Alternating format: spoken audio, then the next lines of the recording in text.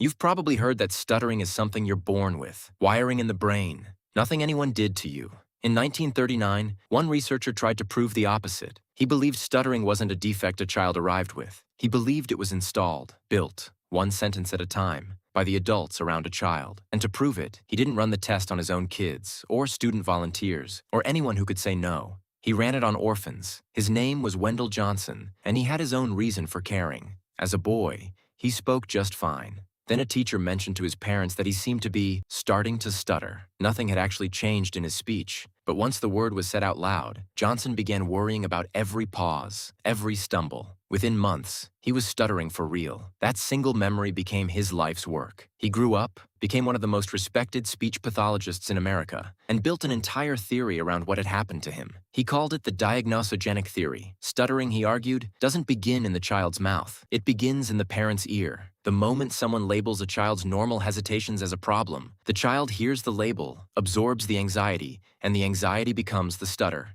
It was a bold idea. It was also, at the time, unproven. So in 1938, Johnson handed the job of proving it to a graduate student named Mary Tudor. The plan was simple. On paper, find children who spoke normally, convince some of them they were becoming stutterers, watch what happened to their speech. You'd need somewhere with no parents to ask permission and no parents to notice. Tudor found it, the Iowa Soldiers' Orphans Home in Davenport, Iowa. In January 1939, she selected 22 children, ages 5 to 15. 10 had already been marked by teachers as stutterers. 12 spoke with completely typical fluency. Tudor split them into 4 groups. Group 1, stutterers, told the truth, that their speech was fine and they shouldn't worry about it. Group 2, stutterers, told their speech was exactly as bad as everyone said. Group 3, normal speakers, left alone, praised, told nothing was wrong. And Group 4, 6, completely fluent children, who were about to be told something that wasn't true. They were told they were beginning to stutter, that every hesitation, every pause, every ordinary childhood stumble over a word was the first sign of a serious problem. They were told to stop talking the moment they felt a stutter coming on. They were corrected, again and again, for speech patterns every child has. The orphanage staff were told to reinforce it, to treat these 6 children as if they had a real, worsening disorder. For 5 months, Tudor met with them. She wasn't running therapy. She was running a slow campaign to convince a child something was wrong with them that wasn't. It worked. The children in Group 4 started speaking less. They grew quiet in class. Their sentences got shorter, as if shortening the sentence lowered the risk of being caught mid-stumble. They covered their mouths. They stopped raising their hands. One girl, 12-year-old Mary Korlaski, had gone into the study speaking normally. She came out of it stuttering so badly that when the sessions ended, she actually felt grateful. She thought Tudor had been trying to help her. She had no idea the woman she'd hoped might become like a mother to her had spent 5 months teaching her to be afraid of her own voice. By the time Tudor packed up and left for Wisconsin, the damage wasn't finished. It was just getting started.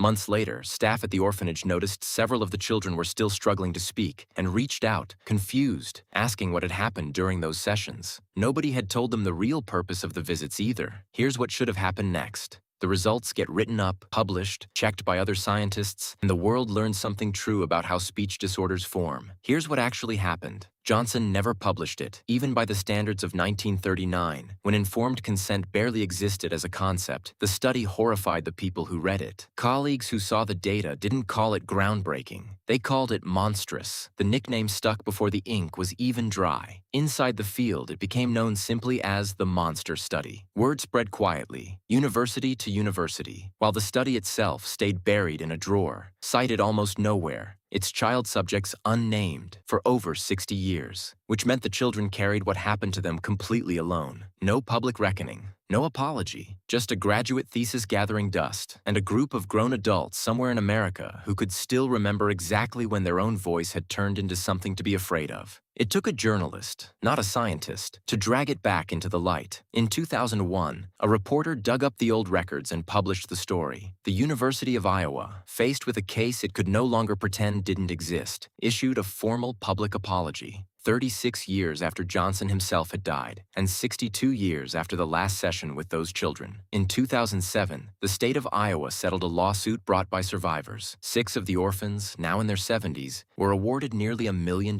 combined, money that arrived roughly 6 decades too late to undo anything. Here's the part that outlives the scandal. Johnson's diagnosogenic theory, the one this whole experiment was built to prove, turned out to be wrong, or at least badly incomplete. Modern research shows stuttering has real genetic and neurological roots. It isn't simply planted by a careless comment. The cruelty wasn't even in service of a truth. It confirmed almost nothing science didn't already sense was more complicated than that. But strip away the specific claim about stuttering, and something underneath it holds up disturbingly well. A label doesn't just describe a person. Once it's said out loud and repeated and believed, it starts shaping the behavior of everyone who hears it, including the person it was pinned on. Tell a child enough times that they're the slow one, the difficult one, the broken one, and you don't just describe them anymore. You start building them. 6 children in an Iowa orphanage found that out from a graduate student with a stopwatch and a checklist. Most people find it out slower, quieter, from a parent, a teacher, a single offhand comment that was never meant to be scientific at all. Somewhere, right now, someone is being told what they are by an adult who has no idea they're running the same experiment. No orphanage, no consent form to skip because nobody thought to ask for one in the first place. Just a word, repeated enough times, in a voice a child has no reason to doubt. Wendell Johnson spent his life trying to prove that stuttering begins in the parent's ear. He never fully proved it. He didn't have to. He'd already lived it once, as a boy. The moment somebody decided to name something that wasn't broken yet. You've probably heard that some things are just how a person is born. Wiring in the brain. Nothing anyone did to them. 6 children in Davenport, Iowa found out exactly how much of that is true, and exactly how much of it is just what somebody decided to say out loud.